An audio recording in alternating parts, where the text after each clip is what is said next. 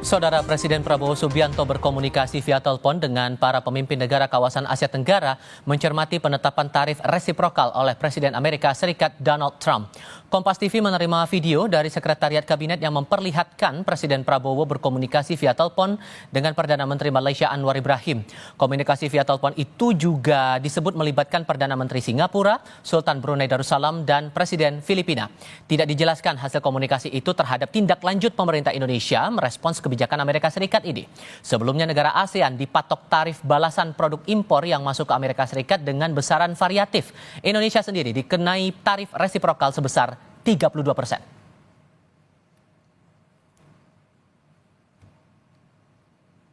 Dalam rilis yang diterima Kompas TV, Sekretariat Kabinet menuliskan ASEAN kompak hadapi Trump. Prabowo bahas langkah respons AS bareng Malaysia, Singapura, Filipina, dan Brunei. Dalam menghadapi hal tersebut, Prabowo melakukan telewicara dan bertukar pandangan dengan Perdana Menteri Malaysia Anwar Ibrahim, Sultan Brunei Darussalam Hassan Al-Bolkiah, Presiden Filipina Ferdinand Marcos Jr., dan Perdana Menteri Singapura Lawrence Wong. Di lain pihak, lewat akun Instagramnya, Perdana Menteri Malaysia Anwar Ibrahim mengaku sudah berkomunikasi dengan pemimpin negara-negara kawasan Asia Tenggara, salah satunya dengan Presiden Prabowo Subianto. Pertemuan untuk menyikapi kebijakan tarif resiprokal yang ditetapkan Presiden Trump. Dalam unggahannya, Anwar bilang tak hanya dengan Prabowo, komunikasi via telepon juga dilakukan dengan Sultan Brunei Darussalam, Perdana Menteri Singapura, dan Presiden Filipina.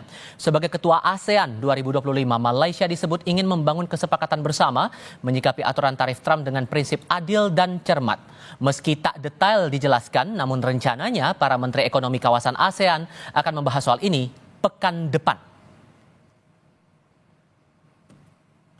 Lewat akun Instagramnya, Perdana Menteri Anwar Ibrahim menyampaikan, selaku Ketua ASEAN, Malaysia menginginkan adanya kesepakatan sesama negara anggota dalam mewujudkan prinsip keadilan dan kesaksamaan dalam setiap negosiasi perdagangan antar negara, termasuk dalam hubungan mitra dialog antara ASEAN dengan Amerika Serikat.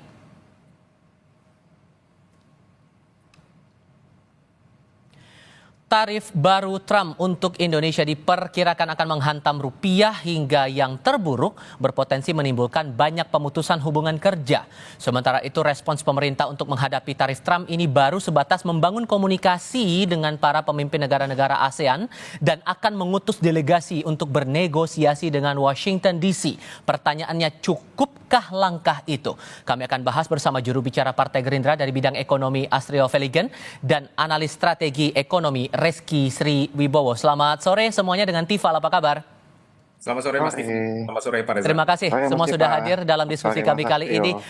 Membaca sejauh ini respons dari pemerintah, Mas Kiki, dari Kemenko Perekonomian mengeluarkan 9 butir langkah-langkah yang diambil pemerintah, kemudian dari kantor komunikasi kepresidenan mengeluarkan 3 gebrakan dari Presiden Prabowo untuk menanggapi respon dari tarif Trump ini. Menurut Anda itu sudah cukup? Gini Mas, ini sebenarnya kan udah, kalau saya sih udah kayak nunggu ini udah kayak menunggu matahari terbit dan nunggu bulan terbenam. Sebenarnya ini udah satu hal yang udah lama kita sebenarnya mesti udah kita prediksi ya. Sebenarnya di antara regional ASEAN aja sendiri juga udah pernah ada dispute. Kalau masih ingat Mas Astrio juga, dulu pernah India nggak mau ekspor gandum, Malaysia nggak mau ekspor ayam ke Singapura, itu juga udah among the dispute among us. Itu one of the things, itu on the regional basis. On the second basis itu juga sebenarnya kayak Uni Eropa dan Amerika itu kita udah lihat gejala-gejalanya ini kan udah lama. Amerika tuh udah bikin dulu namanya Inflation Reduction Act. Nah terus kemudian European juga keluarin namanya CBAM sama EUDR. Apa sih basically? Basically itu juga sebenarnya udah melakukan kompartementalisasi dari ekonomi. Artinya sebenarnya jauh-jauh hari ini sebenarnya ini indikasi-indikasi bahwa akan terjadi satu kompartementalisasi, nutup market, proteksionisme itu udah ada. Nah sebenarnya kita mestinya siap-siapnya sudah lama. Iya, kita juga udah pernah discuss gitu ya, mungkin dengan EUDR dan CBAM. Saya ingat Kementerian Perdagangan tuh udah berapa round discussion itu dengan European Commission, udah sampai, kalau nggak salah saya udah sampai 11 round ya. 12 sekarang ya udah, nih baru yang kemarin ya Mas Astrio ya. 12 round aja itu belum putus sampai sekarang. Artinya satu hal yang semestinya kita udah antisipasinya semenjak lama. Nah, Sehingga menurut Anda kalau dari pernyataan ini kan kita belum mendengar langsung dari Presiden Prabowo yang berbicara langsung, tapi dengan pernyataan Kemenko dan PCO itu sudah cukup atau belum? Oh, nggak cukup. Vietnam hari ini Vietnam sudah kasih komunike bahwa Vietnam negotiate even on the zero tarif. Kedua, mereka tuh udah kirim 200 businessmen Vietnam ke ke Amerika buat negotiate. So there must be some action. Nah, kita aja sekarang if I can say ya, US Ambassador aja kita nggak punya sekarang. Baik. Mas Rosan ada di Jakarta, sekarang mungkin kepalanya in between tuh satunya ngurus dan Lantara, sekarang sementara di Amerika masih kosong. Okay. Artinya saya lihat di ujung tombak of the negotiation itu adalah embassy di sini. Dan ini kalau saya namanya aja udah perang. Perang, artinya dagang aja sudah menjadi instrumen of warfare. Nah, artinya juga kita juga udah siap dengan segala macam ini gitu. Dengan segala macam war ini. Artinya komunikasi nggak cukup. There has to be some action in the short run. In the short run. Oke, sorry, tahan dulu di situ. Saya kasih kesempatan Mas Rio. Karena yang dinanti sekarang, Mas Rio, pernyataan langsung dari Pak Presiden. Apakah sesungguhnya posisi Pak Presiden saat ini sama geramnya dengan beberapa kepala negara lain yang sudah ikut menolak atas kebijakan tarif balasan Trump ini? Ya, Mas Tifal, terima kasih. Senada dengan apa yang tadi disampaikan oleh Pak Reski, saya ingin membreakdown ini menjadi dua. Yang pertama adalah ada bagian tadi seperti yang persis disampaikan oleh Pak Reski yang tidak terlalu mengejutkan, tapi ada bagian juga yang mengejutkan karena tidak sesuai dengan fakta-fakta yang ada. Yang mana? Bagian yang tidak mengejutkan itu adalah bahwa proteksionisme ini sebenarnya sudah sangat dinantikan. Bahkan melalui era Presiden Biden, tadi seperti Pak Reski sudah bilang, itu sudah ada Inflation Reduction Act, sudah ada Chips and Science Act. Cuman yang membedakan adalah di era administrasi Presiden Biden, yang dilakukan adalah mereka memberikan insentif kepada perusahaan-perusahaan yang mau berinvestasi di Amerika. Sedangkan yang Presiden Trump hari ini lakukan adalah memberikan disinsentif atau memberikan stick kepada perusahaan-perusahaan yang tidak mau melakukan produksinya di Amerika Serikat atau berinvestasi di Amerika Serikat. Jadi bagian itu tidak mengejutkan sebenarnya. Yang mengejutkan adalah yang kalau kita lihat justru adalah kalau kita lihat pada saat Presiden Trump mengumumkan tarif bukan hanya kepada Indonesia, tapi ada list yang sangat panjang sekali. Presiden Trump itu membawa sebuah cardboard yang intinya adalah berisi list-list negara dan ada dua kolom yang menarik di situ.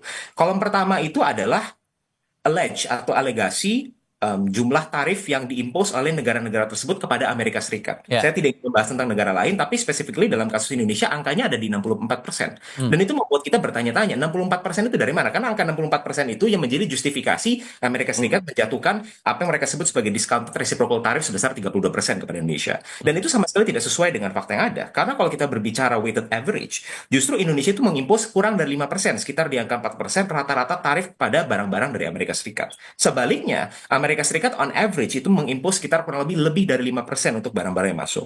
Jadi kita bingung kalau secara tarif udah jelas jauh dari 64%. Lalu sempat disinggung ada masalah non-tarif barrier, seperti ada masalah ada isu currency manipulation maupun non-tarif barrier. Nah, kita mempertanyakan non-tarif barrier ini seperti apa? Karena kalau kita lihat misalnya kita memang memiliki import licensing seperti LARTAS. Kita memiliki juga TKDN katakanlah. Tapi kuantifikasinya bagaimana di mana ketika ada non-tarif barrier tersebut itu bisa sama dengan 64%. Yang akhirnya sama-sama kita tahu Mas Tifal, ternyata angka 64% itu bukan merupakan tarif yang diimpos oleh negara-negara ke Amerika Serikat. Tapi rumusnya melainkan adalah trade defisit dari Amerika dalam kasus ini terhadap Indonesia yaitu 18 miliar dolar dibagi dengan 28 miliar dolar. Sehingga unsur-unsur itu yang sebetulnya sedang dibaca oleh Presiden Prabowo, makanya kemudian belum sampai saat ini belum menyatakan sikap begitu.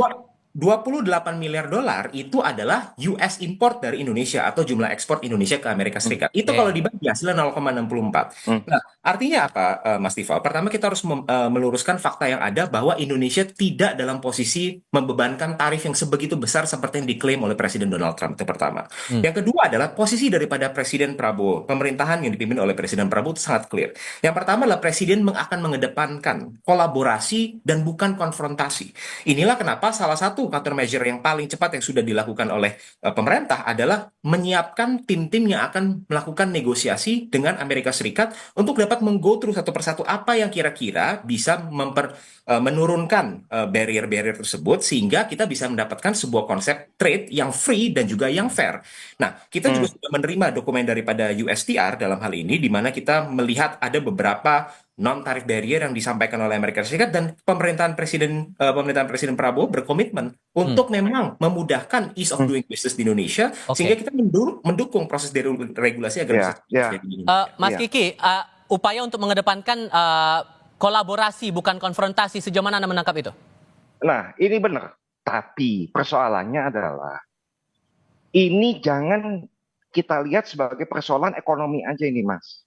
This is the problem of politics. Artinya, the negotiation kita jangan berhenti di technicalities dari economic aspek dari trade war ini, tapi juga on politics. Gini, kalau saya lihat, apa sih sebenarnya yang terjadi? Dan ini Pak Prabowo berapa kali saling ngomong, bahwa sekarang semua negara itu jadi realis on the international relation. Kita bilang semua jadi realis. Artinya apa? Artinya bahwa mereka ini akan mengedepankan the national interest of the country. Nah, ini jadi persoalannya itu bukan cuma persoalan ekonomi semata yang kita bisa kalkulasikan dengan segala macam hitungan, tapi kita sudah harus melakukan lobbynya secara lobby politis. Nah, ini yang saya rasa kita agak kurang di sini. I'm giving you example, Mas Trindo. Why Malaysia is still doing good in palm export? Because the trade negotiation-nya itu, mereka punya orang di Geneva, mereka punya orang di WTO, mereka punya pressure group di Brussels. Semuanya itu udah disiapin dari dulu. Artinya apa? The lobby proses itu bukan cuman, jadi kita nggak cuma berhenti misalkan di presidennya aja. No, it has to be from the beginning, at the bottom level of the politics. Nah, ini yang saya rasa ini yang agak kurang. Nah, ini mungkin long term ya. Artinya short term tadi yang saya setuju banget dengan Mas Afrido. Itu bahwa sekarang countermeasure-nya ada tim apa segala macam. Tapi ada hal-hal yang in the immediate middle term itu mesti dilakukan. Which is apa? Political lobby. Nggak semuanya itu bisa diselesaikan dengan technical negotiation. Buktinya SEPA. SEPA itu kurang technical apa. Tapi sampai sekarang nggak pernah setuju karena pada political prosesnya nggak akan pernah setuju. Yeah. We forget bahwa the European Parliament it consists of the member of the European country too, yang which is of the Parliament. Okay. Jadi Brussels itu udah cuma tinggal tanda tangan doang. Itu kita udah harus mulainya itu dari bilateral satu-satu udah kita mesti dekati. Artinya number one, countermeasure itu adalah bukan cuma di economic negotiation, but political negotiation too. Because apa? Everyone is talking their national interest. Okay. You're talking about US sama Indonesia, trade balance-nya kita. US itu kita trade balance, kita tuh selalu surplus loh, 27 tahun. Kita surplus terus. Tahun lalu sama tahun sekarang, itu naik 14 triliun. 14 juta US dollar. Means actually if they're talking on the national interest, Indonesia has been enjoying the balance of trade surplus for 27 years. Oke, gitu. Ini poinnya adalah bukan urusan ekonomi semata dan ada hal yang lebih luas lagi daripada itu. Gimana cara meresponnya, Mas Rio? Oke, gimana meresponnya tapi nanti di segmen berikutnya ya, Mas ya. Kita kasih kesempatan nanti di segmen berikutnya, usai jeda berikut. Saya akan kasih giliran ke Mas Rio, tapi setelah kita simak dulu pernyataan dari Wakil Presiden ke-10 dan ke-12 RI Yusuf Kala yang menilai kebijakan tarif impor yang ditetapkan Presiden Donald Trump ini terhadap Indonesia sebesar 32% terutama cenderung emosional dan kental unsur ekonomi politik. Ia meminta pemerintah Indonesia mengklarifikasi pernyataan Presiden Trump ini soal barang dari Amerika Serikat dan dijual di RI dikenakan pajak sebesar 64%. Ia juga mengimbau pemerintah, pengusaha, dan masyarakat bersatu menghadapi situasi ini. Kita coba lihat cuplikan perbincangan jurnalis kami, My Sister Tadigan bersama Yusuf Kala. Trump akhirnya benar-benar menerapkan kenaikan tarif impor. Indonesia sendiri diterapkan 32%. Seberapa parah kebijakan ini berdampak ke ekonomi kita? Perlukah kita sangat khawatir atau biasa saja? Nggak usah lebay. Pertanyaannya tadi, peningkatan tarif impor, apa efeknya ke Indonesia? Saya ingin jelaskan dulu dari sistem perdagangan internasional. Tarif impor itu di sini di Indonesia disebut biaya masuk.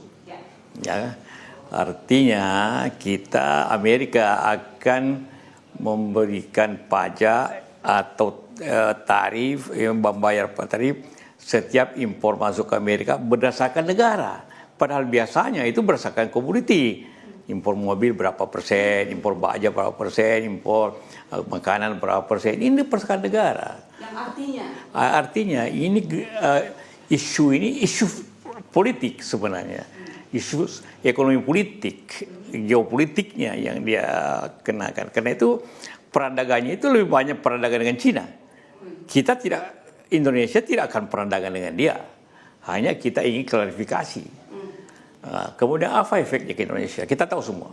Dia kenakan Indonesia 30% dengan anggapan bahwa barang Amerika masuk ke Indonesia ataupun perdagangan dengan Amerika, kita kenakan 64%. ya. Padahal karena itu perlu diklarifikasi. Padahal yang kita banyak impor ke Amerika itu kan seperti kedelai, gandum, makanan dan sebagainya. Itu hampir semua 0% biaya masuknya tarifnya. Jadi tidak benar bahwa kita mengenakan begitu besar. Artinya itu klaim Trump aja. Iya, klaim Amerika lah, ya, yang dikemukakan oleh Trump. Tetapi karena ini berlaku, maka efeknya apa? Nah, ini dari segi perdagangan, impor, ekspor. Yang dimaksud biaya masuk itu dikenakan kepada barang yang harga ekspornya.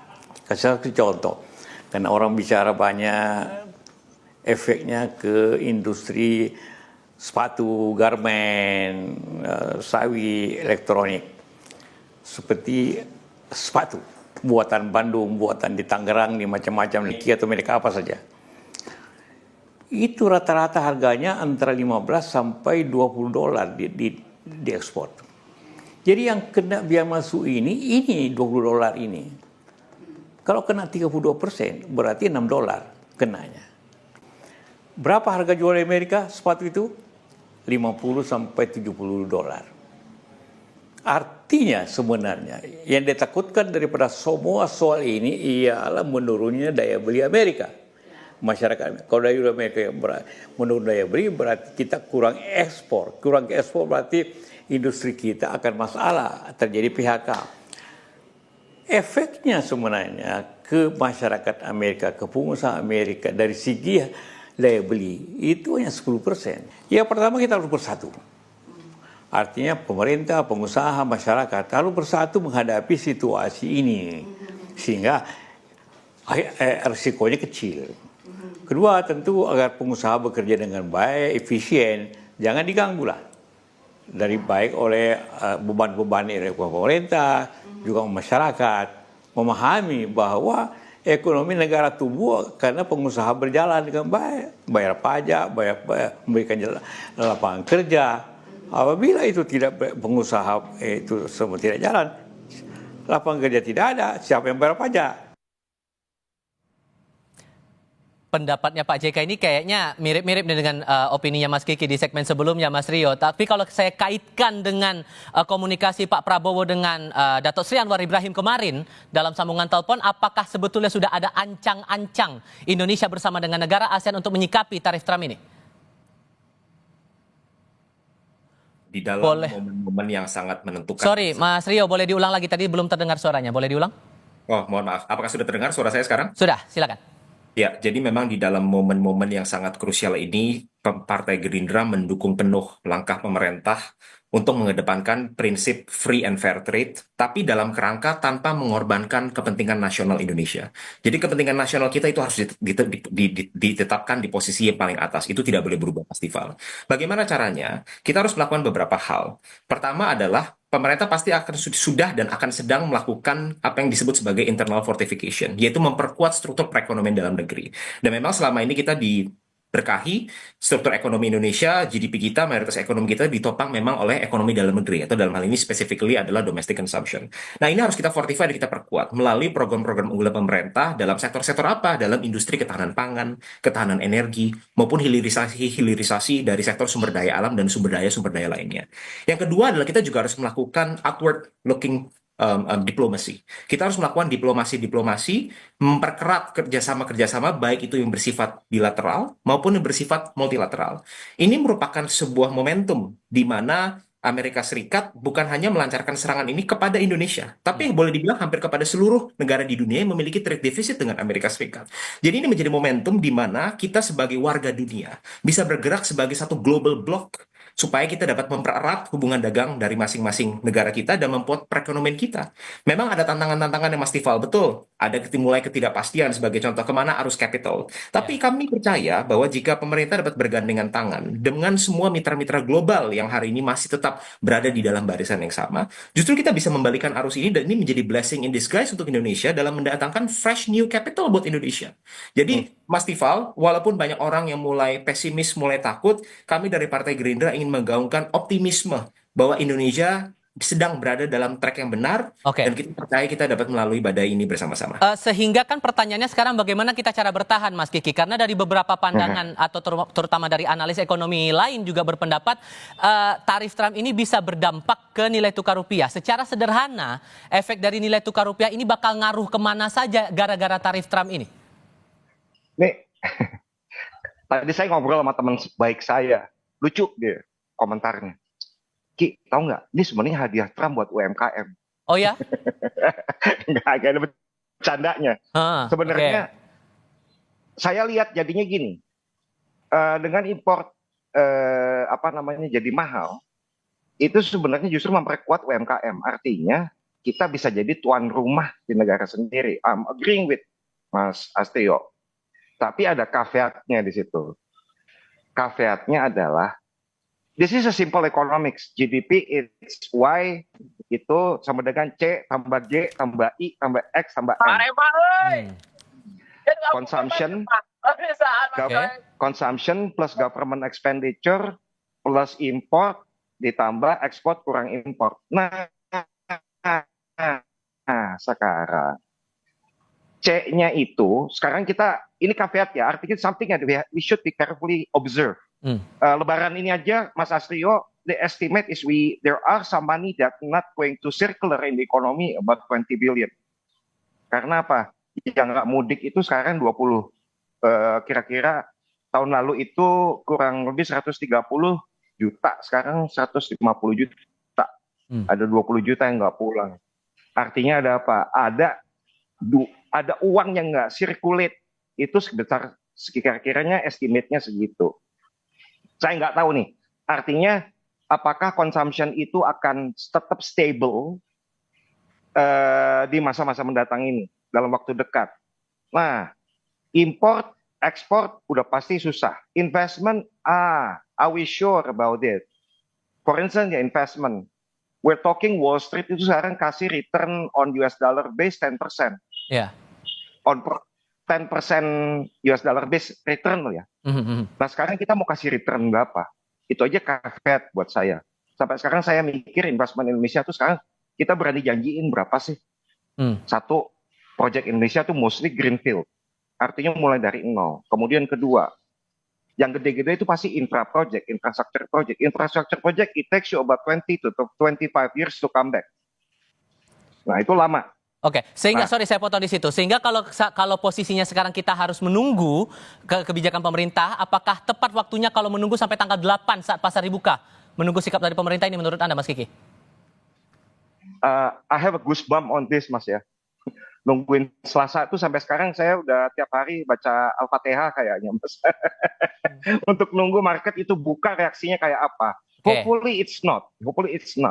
Tapi indikatornya kok saya lihat dari mulai menurunnya daya beli di middle up sampai down ekonomi, jumlah mudik yang nggak pulang, it's a bit worrisome. Oke.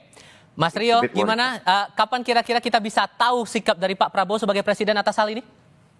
Saya rasa sikap dari beliau sudah sangat jelas. Beliau mengedepankan prinsip bahwa 1000 teman itu terlalu sedikit dan 1 lawan itu terlalu banyak.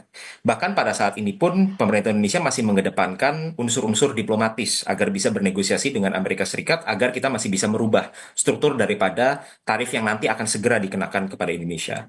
Tapi kedua tadi sedikit menyambung apa yang disampaikan oleh Pak Reski. Kami percaya bahwa at the end of the day capital ini akan harbor. Mereka akan butuh harbor ke instrumen-instrumen investasi yang satu menguntungkan dan yang kedua adalah dapat memberikan kepastian atau keamanan hati untuk bagi para Ya. investor-investor ini. Dan seperti yang kita lihat bahwa saat ini sedang ada sentimen yang cukup negatif di pasar modal Amerika Serikat, kami percaya bahwa justru niat baik, etikat baik yang sudah ditunjukkan oleh Indonesia dalam memperbaiki sistem keuangan internal kita, dalam memperbaiki industri dalam negeri kita, eventually pasti akan menumbuhkan confidence daripada investor dan eventually kita bisa meyakinkan bahwa akan banyak investasi-investasi yang Baik. masuk ke Indonesia. Tapi terakhir Mas Tifal, tadi sedikit saja untuk hanya sedikit dari yang disampaikan Pak Reski, kita belum melihat angka real daripada jumlah total pemudik. Tadi yang disampaikan oleh Pak Reski 150 juta pemudik itu baru adalah Estimate. dari Kemenhub, jadi kita harus masih menunggu. Bahkan data dari Korlantas sudah keluar, jumlah pemudik justru meningkat, at least yang menggunakan moda transportasi darat ya. Baik. Jadi memang kami percaya middle class di Indonesia saat ini sedang dalam posisi yang terjaga. Baik, Mas Rio, Mas Kiki, terima kasih banyak sudah berbagi pandangan bersama kami kali ini. Sehat selalu semuanya. Selamat sore.